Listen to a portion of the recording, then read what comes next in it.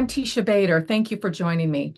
As world leaders gather at the United Nations General Assembly in New York City this week, Jewish organization leaders are also present, meeting with heads of state and representatives from countries across the globe in order to call attention to the crucial issues at stake right now for Israel and the Jewish people, including antisemitism, especially with the surge since the Hamas massacre of October the 7th, as well as the Iranian threat, and of course, bringing home the remaining hostages still held by terror group Hamas in Gaza.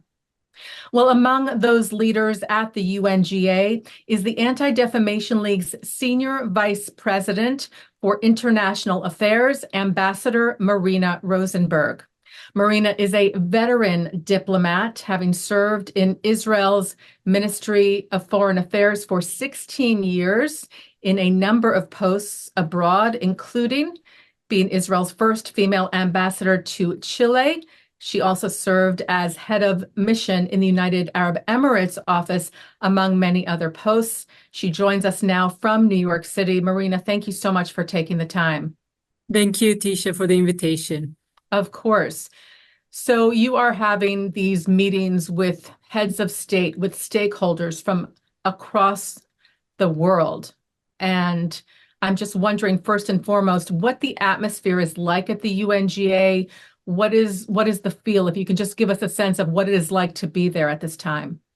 Yes, of course. So as you know, every year, a few of the major Jewish organizations, we gather together and we meet with world leaders from Europe, the Middle East, Latin America, Africa, and we talk about common issues of interest and antisemitism, the relations with Israel, the bilateral relations with the US, and other topic.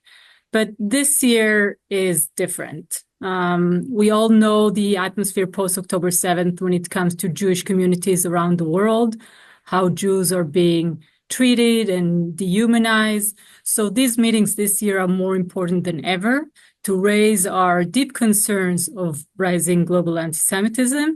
And of course, the fact that there's still 101 hostages still held in Gaza.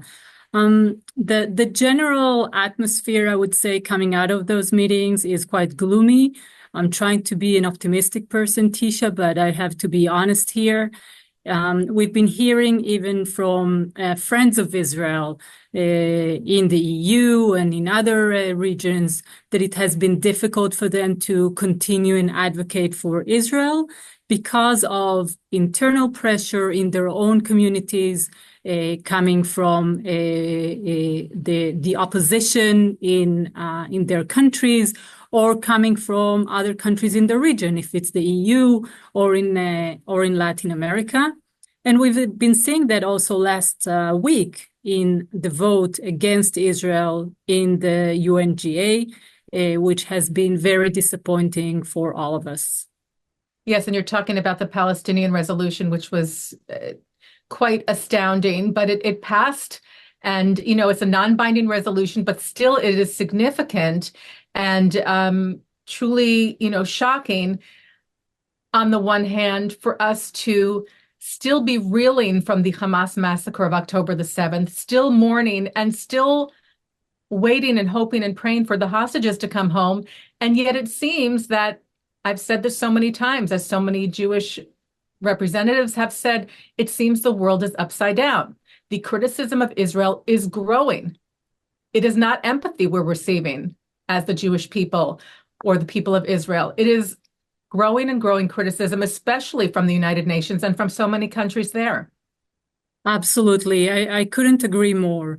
If we expected on October 8th to hear sympathy from our colleagues at work, from non-Jewish friends, from non-Jewish partner organizations, and of course from world leaders, that has not been the case. Of course, many world leaders and many governments have been doing their job, standing for the right of Israel, not just to exist as a Jewish state, but to defend itself, condemning Hamas, condemning the October 7th atrocities.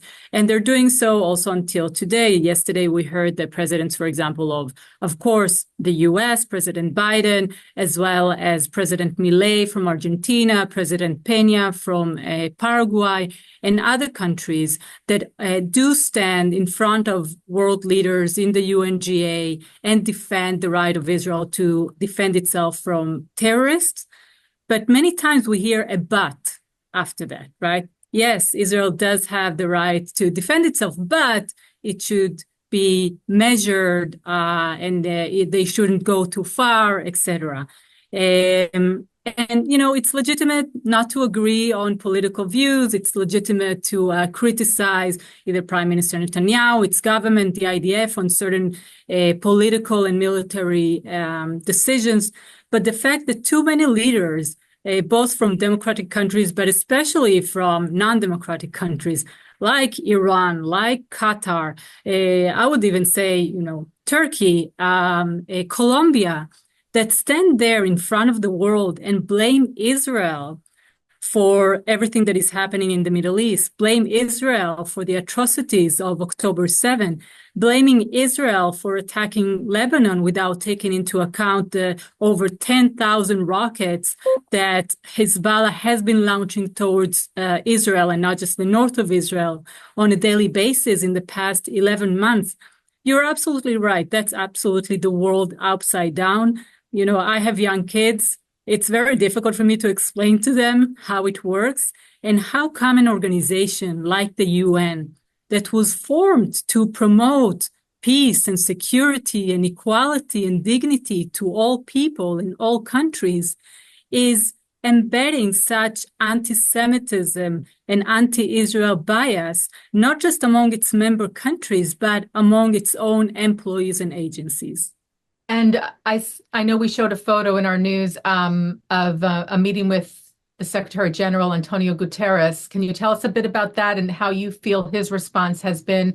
He did condemn the massacre of October the 7th, but he, as you said, there is a but, and he at the same time has been very critical of how Israel is responding. Right. So I met him personally a few months ago. The families of the hostages met with him a few times, including this week, and we've been talking to them about it. So on the one hand, you're right, he did condemn the atrocities of October 7th, and he did condemn Hamas, but there's always a but. Condemning also Israel for supposedly taking too harsh measures in Gaza, and now for attacking back Hezbollah in Lebanon.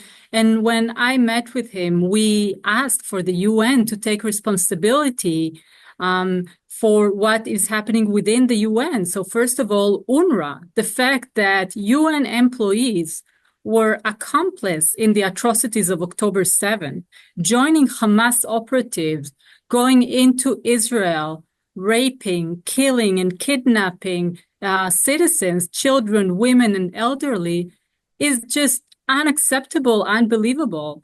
So it's true that the UN conducted some kind of an investigation into the matter, and they themselves confirmed that a few UNRWA employees were participating in the atrocities and said that they would take measures against them. But, you know, just having them resign from UNRWA is not a measure for a murderer and a rapist.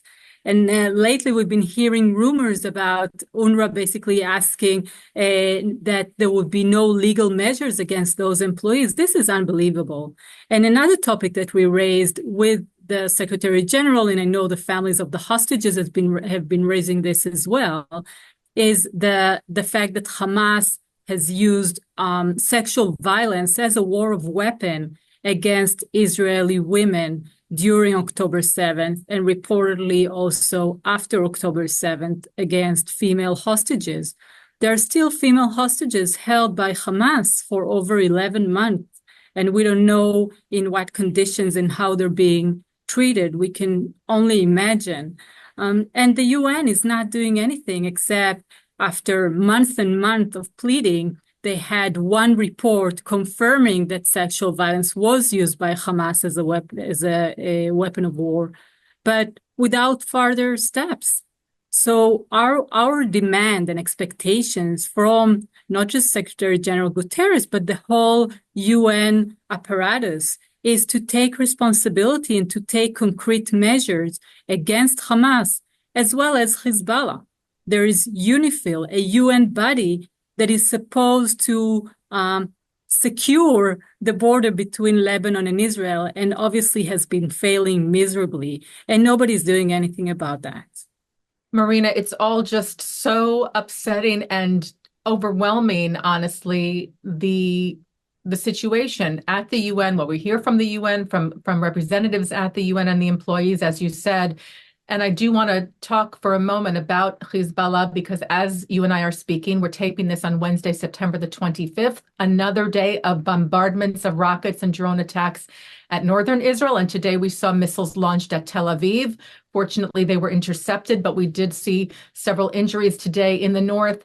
This is happening on a daily basis. This is happening, as President Biden said in his speech, and I appreciate that he said that, since the day after October the 7th, unprovoked, Hezbollah started launching rockets at Israel. Hezbollah had nothing to do with what was happening in the situation. They chose to start firing at Israel and have been doing so for, as you said, some 11 months now. And yet, even in the media here, you see Israeli aggression or, Israeli attacks. These cities, these villages, these people in the north have been running to bomb shelters for almost a year.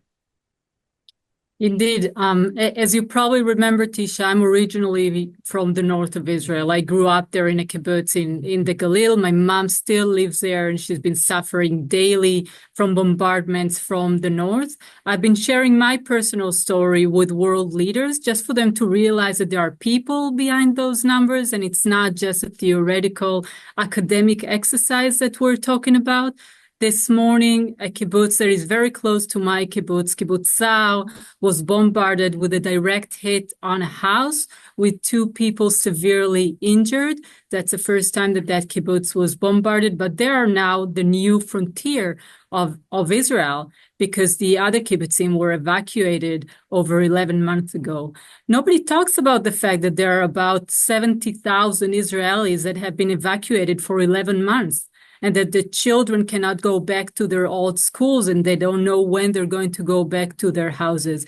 So this is why it's so important, those meetings that we're having as ADL, together with other Jewish American organizations, to not just raise our concerns, but to remind world leaders what is really happening on the ground. Many of them have not been in Israel post-October 7th. Others have been and feel and express more empathy to not just the citizens of Israel, but to the Jewish world as a whole. But it's not enough. Words at this point are just not enough, and they need to take action, either directly, bilaterally, with Lebanon, as well as Iran. We haven't mentioned Iran so far, but at the end of it, one of the main points and messages in our meetings with world leaders are Iran is the one to blame here. They are the ones that facilitated Hamas attacks on October 7th. They're the ones who provided weapons and training and material support. They are the ones that are doing the same with the Houthis, with the Shia militias in Iraq, and of course with Hezbollah in the north. And just yesterday, I'm sure you heard the ridiculous speech of the Iranian president, not just blaming Israel, but shamelessly calling to stop the violence, when Iran is the one that is the main cause of the violence in the Middle East and beyond. And another point that I mentioned to world leaders about Hezbollah is that Hezbollah is not a threat just to Israel or just to the Middle East. Only a few months ago, I was in Argentina commemorating 30 years of the attack on the AMIA. We had a full ADL mission over there. And we met with families of young people that lost their lives there, and they're still waiting for justice. 85 people were murdered by Hezbollah operatives. And Hezbollah is still very much present in Latin America, as well as Iran. not just through terrorist cells, but through money laundering and through TV channels like Hispan TV, and ADL wrote a report about it, that is spreading not just lies, but pure anti-Semitism in order to get support from people on the ground in Latin America.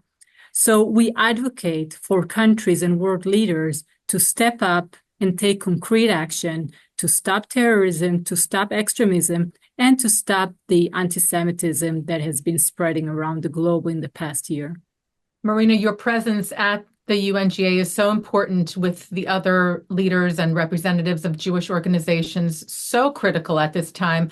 I wonder, because I often talk, or Jonathan Greenblatt was just on after his return from Israel, and we were talking about the other side of the coin, if you will, that this sense of Jewish unity, which sadly came at a beyond tragic cost, there is this surge of Jewish unity at the same time as we see a surge of anti-Semitism and anti-Israel hatred. I'm wondering, when you meet these other representatives, whether they be from the World Jewish Congress, American Jewish Committee, federations, at the UNGA, what those connections are like. I'm guessing that there is a deeper, or just a more of a more emotional response when you are with these other representatives all fighting the same good fight. Absolutely. I mean, we always have to look at the bright side, even of deep tragedies, as the one that we're living post-October 7th. And the fact that Jewish, American, and global organizations and Jewish communities worldwide are united in this fight for justice to combat anti-Semitism and hate, and in defense of Israel's right to exist and defend itself, is really uplifting. And, you know, most of the meetings that we're having here in New York are joint meetings with all the organizations together, with the Conference of Presidents and B'nai Brit and World Jewish Congress, NAJC, and others. And it's important for us to show unity at this time, even if sometimes we don't agree about every little thing and there are difference of opinions. That is absolutely fine. But we're all together in standing up for Israel. We're all together advocating for the release of the 101 hostages.